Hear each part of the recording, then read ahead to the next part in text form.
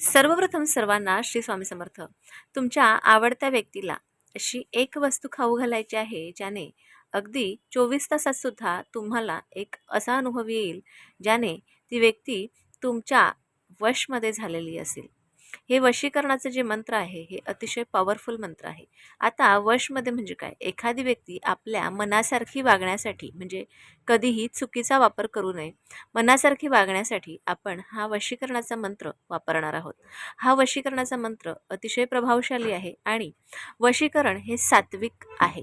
असं नाही की तुम्ही कुठल्यातरी व्यक्तीला काहीतरी अगदी चुकीच्या कामासाठी वशमध्ये करणार. ज्यावेळेला एखादं वशीकरण मंत्र तुम्ही चुकीच्या कामासाठी वापरणार, त्यावेळेला ते मंत्र कधीही काम येणार नाही किंवा तुम्हाला त्याची योग्य अशी फळप्राप्ती होणार नाही. त्यामुळे कधीही कुणालाही त्रास होईल अशा कामांसाठी असे मंत्र वापरू नका. वशीकरण हे सात्विक म्हणजे काय? तर आपल्यापासून इतर लोकांना त्रास होणार नाही अशासाठी हे मंत्र तुम्ही नक्कीच वापरू शकता. आता काय करायचे बघा, तुम्हाला एखादी व्यक्ती खूप आवडते. कधी कधी नवरा बायकोंमध्येच खूप भांडण होतात, तर कधी कधी आपल्या जवळचीच व्यक्ती आपल्याला त्रास देते. काही वेळेला गैरसमज होतात, तर काही वेळेला ती व्यक्ती आपल्यापासून लांब गेलेली असते. काही वेळेला आपल्या घरातलीच व्यक्ती आहे आणि रोज आपल्या हातचं जेवते किंवा आपल्यासोबत राहते, परंतु ती आपल्याशी कुठल्याही प्रकारचा संवाद ठेवत नाही. असे सुद्धा खूप लोक आहेत जे नवरा बायको एकमेकांमध्ये काहीही संवाद ठेवत नाही, परंतु एकमेकांच्या सोबत राहतात. अशा लोकांसाठी तर खासच हा असा उपाय आहे.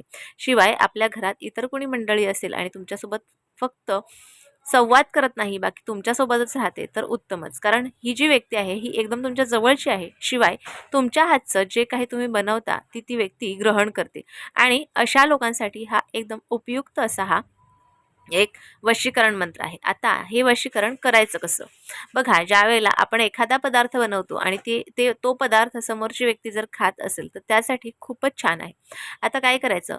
एक थोडंसं मीठ घ्यायचं. चमचा भरून घेतलं तर बघा, एखाद्या व्यक्तीला जर तुम्हाला वशीकरण करायचं असेल, तर चमचा भरून त्या व्यक्तीच्या पदार्थामध्ये ते मीठ जाईल का हा विचार करूनच ते मीठ घ्या.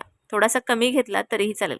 आपल्या उजव्या हातात मीठ घ्यायचं आहे आणि आपल्या उजव्या हातात मीठ घेतल्याच्या नंतर त्या मिठाकडे पाहायचं आहे आणि तुम्हाला मंत्र कुठला म्हणायचा आहे सांगताय का? आपल्याला मंत्र म्हणायचा आहे, वशम कुरु कुरु स्वाहा. वशम कुरु कुरु स्वाहा आणि त्या व्यक्तीला तुम्ही आठवा. असं तुम्ही म्हणत म्हणत बघा, बऱ्याच वेळ म्हणा, कितीही वेळेला म्हणा, पण जास्त वेळेला म्हणा. त्यानंतर तुम्ही हा मंत्र म्हटला की हळूच त्या मिठावर थोडीशी फुंकर मारा आणि त्यानंतर हे जे मीठ आहे, ज्या वेळेला तुम्ही चपाती बनवणार आहात, कुठलीही भाकरी बनवणार आहात, त्यावेळेला त्यात हे मीठ घाला आणि ही जी चपाती किंवा भाकरी तुम्ही बनवणार आहात, त्या व्यक्तीला ती भाकरी एकट्याच व्यक्तीला ती ग्रहण करू द्या. बघा, हा उपाय तुम्ही जोपर्यंत करू शकता तोपर्यंत करू शकता, जोपर्यंत ती व्यक्ती तुमच्याशी व्यवस्थित बोलत नाही तोपर्यंत हा उपाय तुम्ही करू शकता. हा वशीकरण मंत्र आहे. म्हणजे काय? तर ती व्यक्ती तुमच्याबरोबर लवकरात लवकर संवाद करेल. तुमच्याशी चांगलं चांगलं जे काही आहे ते जमवून घेण्याचा प्रयत्न करेल. तुमचं एकमेकांचा चांगला संवाद होईल. एकमेकांना तुम्ही समजून घ्याल, ह्यासाठी हा उपाय आहे. हा वशीकरण मंत्र आहे. फक्त सात्विक वशीकरण ह्याला म्हटलं जातं. त्यामुळे ह्याचा तुम्ही योग्य असा वापर करून घ्या आणि समोरची व्यक्ती अगदी तुमच्या मनासारखी वागेल. तुम्हाला जसं हवं आहे त्याचप्रमाणे तिचं वागणं असेल. लवकरात लवकर तुमच्याशी बोलायला येईल, तुमच्याशी संभाषण करण्यासाठी तुमच्या जवळ येईल.